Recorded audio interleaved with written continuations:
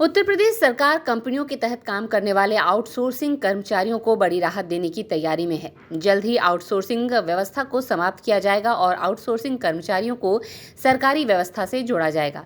साथ ही श्रम विभाग की तरफ से 10 लाख की लागत से बनने वाले भवनों पर जो सेस टैक्स लगाया जाता है, उसकी सीमा भी 25 लाख करने पर सरकार विचार कर रही है।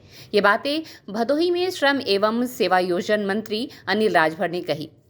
प्रदेश के विभिन्न विभागों में कंपनियों के तहत आउटसोर्सिंग कर्मचारियों को रखा जाता है, लेकिन अक्सर कंपनियों के द्वारा अनियमितता बरतने की शिकायत मिलती है, जिसको लेकर यूपी सरकार के श्रम एवं सेवायोजन मंत्री अनिल राजभर ने बड़ा बयान देते हुए कहा कि सरकार आउटसोर्सिंग कर्मचारियों की व्यवस्था को लेकर नई नीति लाने जा रही है। जल्द ही आउटसोर्सिंग कर्मचारियों की व्यवस्था समाप्त कर उन्हें सरकारी व्यवस्था से जोड़ा जाएगा। वहीं उन्होंने कहा कि श्रम विभाग के द्वारा 10 लाख की लागत से बनने वाले भवनों पर जो सेस लिया जाता है, उसकी सीमा भी बढ़ाने पर विचार किया जा रहा है। 10 लाख से इस सीमा को बढ़ाकर 25 लाख करने पर विचार किया जा रहा है। आपको बता दें कि अनिल राजभर भदोही में 4 दिवसीय इंडिया कारपेट एक्सपो में पहुंचे थे, जहां उन्होंने कालीन निर्यातकों से मुलाकात की और एक्सपो में लगे कालीन के स्टॉलों का अवलोकन किया। बता दें कि इंडिया कारपेट एक्सपो में 60 देशों के 400 से अधिक आयातक शिरकत कर रहे हैं।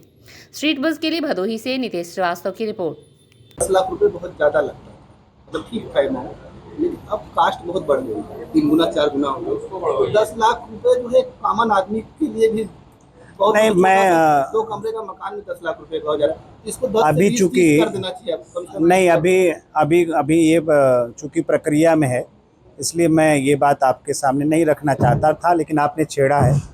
तो उत्तर प्रदेश की सम्मानित जनता की बहुत दिन से डिमांड है, इस बात की है, और ये व्यवहारिक बात भी है जो बात आप कह रहे हैं। अब 10 लाख से इसको बढ़ाकर अभी विभागीय स्तर पर हम विचार विमर्श कर रहे हैं, उसका परीक्षण करा रहे हैं कि 10 लाख से बढ़ाकर इस मानक को 25 लाख तक हम करने जा रहे हैं। बहुत जल्द ये प्रदेश के सामने और माननीय मुख्यमंत्री जी से चर्चा कर उसको हम कैबिनेट में लेके आएंगे, और हमारी भी मंशा है, हमने इसका विधिवत परीक्षण भी कराया है। तो बहुत जल्द उत्तर प्रदेश की जनता को बहुत बड़ी राहत हम देने जा रहे हैं कि 10 लाख से इसका दायरा बढ़ाकर हम 25 लाख तक ले जाएंगे। ये बड़ी समस्या जो हम लोग झेल रहे हैं कि जो कास्टिंग होती है, विभिन्न एजेंसियां विभिन्न तरीके से करती हैं।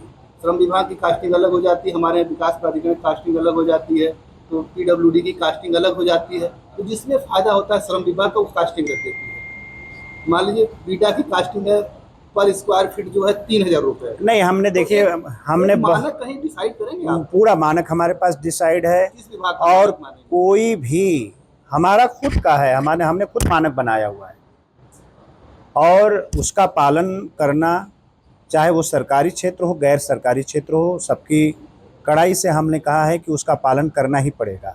अगर उस मानक के साथ कोई खिलवाड़ करेगा तो हमने जुर्माना लगाया है। मैंने आवास विकास पर भी जुर्माना लगाया है, मैंने बिजली विभाग पर भी जुर्माना लगाया है, मैंने PWD को भी बड़ा जुर्माना किया है।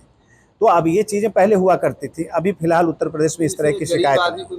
आभा मार्ट की तरफ से आप सभी समस्त देशवासियों को नवरात्र, दशहरा, दीपावली एवं छठ पूजा की हार्दिक बधाई। हमारे आभा मार्ट में इलेक्ट्रॉनिक के सभी सामान उचित दाम पर मिलते हैं।